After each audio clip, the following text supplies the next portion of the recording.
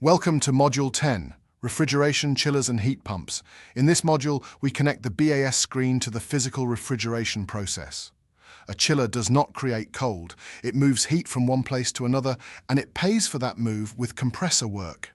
That simple idea changes how we troubleshoot and optimize. We will look at the vapor compression cycle, cooling capacity, lift, kW per ton, COP, chilled water reset, condenser water optimization, staging, minimum flow, and heat pump behavior. Our focus is field judgment. How to recognize when the data is physically reasonable and how to make control decisions that improve total plant performance without creating risk. After this module, students should be able to explain the four major parts of the vapor compression cycle and connect each part to BAS points. They should calculate basic chiller load from flow and temperature difference. They should interpret COP and kW per ton without confusing cooling output with electrical input. They should understand lift and why a lower lift usually reduces compressor work. They should also be able to review common BAS strategies, including chilled water reset, condenser water optimization, chiller staging, and minimum flow protection. The professional goal is simple: make decisions that protect equipment, maintain thermal and moisture control, and reduce total plant energy. Here is our path.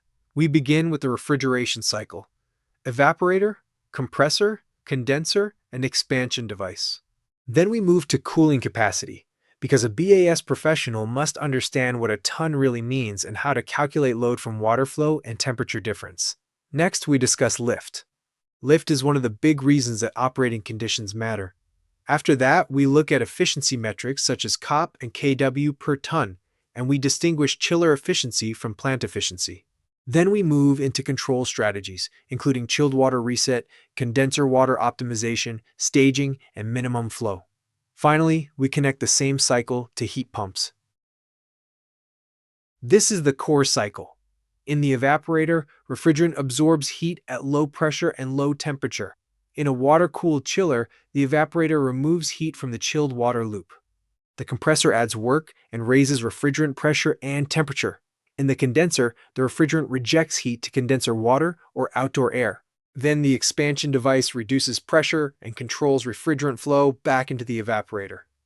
The BAS does not usually control every internal detail of the cycle, but it monitors and influences the operating conditions around it: chilled water temperature, condenser water temperature, flow, load, staging, alarms, and equipment status.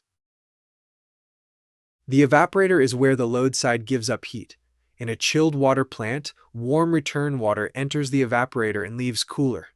The compressor is the machine that makes the heat move uphill. It raises refrigerant pressure and temperature so that the heat can be rejected at the condenser. From a BAS perspective, every chilled water reset decision affects this relationship. Lowering the chilled water supply temperature may solve a coil problem, but it also increases lift and compressor work. Raising the chilled water set point may save energy, but it can reduce coil capacity or dehumidification. The best professional answer depends on the evidence. The condenser is where the refrigeration system rejects heat. In a water-cooled plant, condenser water carries heat to the cooling tower. In an air-cooled machine, outdoor air is the heat rejection path. The expansion device then reduces refrigerant pressure before the refrigerant returns to the evaporator. For BAS professionals, condenser water optimization is important because lower condenser temperature often helps the chiller. But tower fans and condenser water pumps consume energy. The best strategy is not always the lowest possible condenser water temperature. The best strategy is the lowest total plant energy while staying inside equipment limits. A refrigeration ton is a rate of cooling.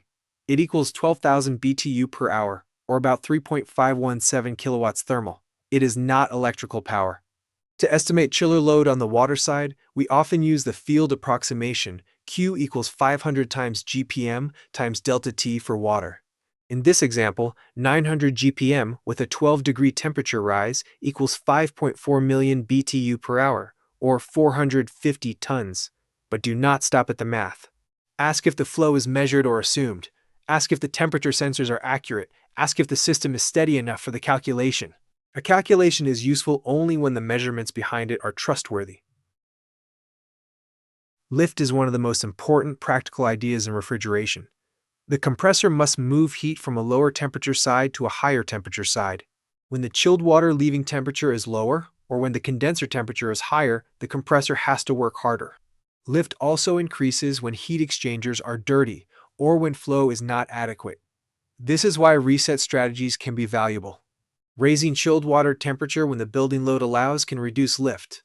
Lowering condenser water temperature within safe limits can also reduce lift.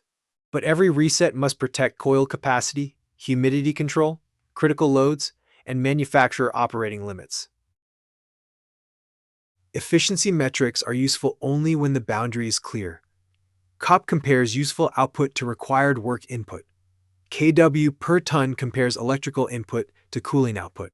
A chiller may have an excellent kW per ton, but the overall plant may still perform poorly if pumps and tower fans are using excessive energy. In the example, the chiller is operating at 0.667 kW per ton.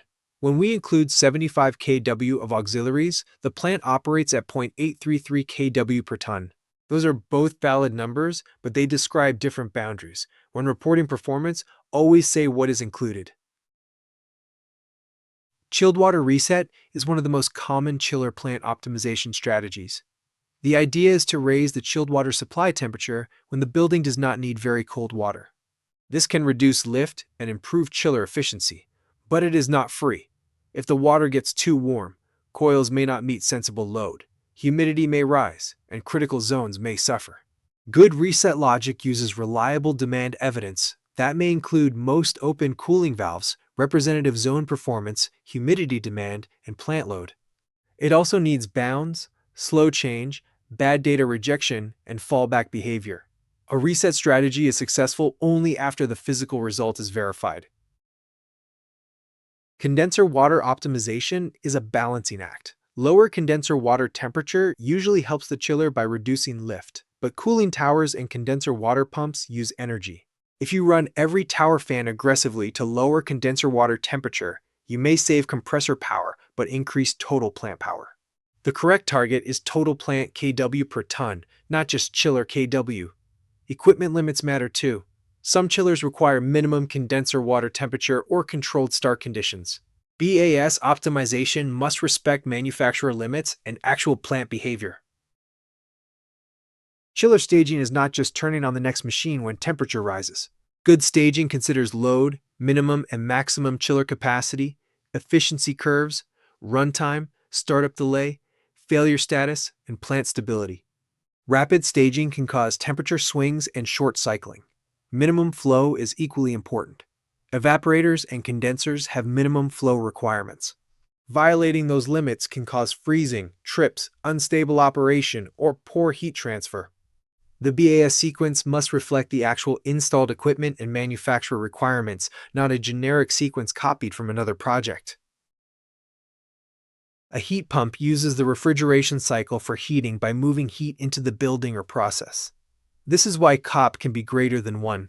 The heat pump is not converting every unit of electrical input directly into heat. It is moving heat and adding work. Performance depends strongly on source and sink temperatures. Air source heat pumps may lose capacity in cold weather and may require defrost or supplemental heat. Water source systems depend on loop temperature and heat balance. From a BAS viewpoint, heat pump control requires careful mode logic, temperature limits, defrost awareness, and backup heat coordination. This case study is common in different forms. A plant runs more equipment than necessary because a load signal is wrong. In this case, the flow meter overstated demand, so the BAS ran 2 chillers at light load, along with extra pumps and tower equipment. The first reaction should not be to change every staging delay. The first reaction is to verify the load evidence. Correct the scaling. Recalculate the load from flow and temperature difference. Compare it with chiller data. Then stage the plant in a controlled way and verify stable performance. The lesson is clear. Sophisticated sequences still fail when the measurements are wrong. These are the common mistakes we want students to avoid. Do not describe a ton as electrical power. Do not optimize the chiller while ignoring pumps and towers. Do not lower chilled water temperature without understanding the effect on lift. Do not raise chilled water temperature without checking coil capacity and humidity. Do not stage equipment from one unverified load signal. Do not ignore minimum flow, and do not allow rapid cycling to damage equipment. The professional habit is to define the boundary, verify measurements, and then optimize based on the real physical system. Here is a knowledge check. A water-cooled chiller shows lower compressor after condenser water reset, but the tower fans and condenser pumps are working harder, and total plant kW increases. The best conclusion is that the reset needs review because total plant energy increased. Option A focuses too narrowly on compressor power. Option C jumps to an unsafe action without a complete review. Option D changes a different part of the plant without evidence. The correct answer is B. Optimization should measure the whole plant boundary and preserve reliable operation. For the practical assignment, students should apply this module to a real or sample chiller plant. Define the boundary. Record chilled water flow, supply and return temperatures, chiller kW, and auxiliary kW. Calculate tons, chiller kW per ton, and plant kW per ton. Then review whether reset and staging decisions are supported by evidence. Before making a sequence change, ask 3 measurement confidence questions. The key takeaway is that refrigeration control is not only about set points. It is about heat movement, equipment limits, reliable measurements, and whole plant performance. In the next module, we shift from cooling and heat movement to heating plants, boilers, steam, and heating water.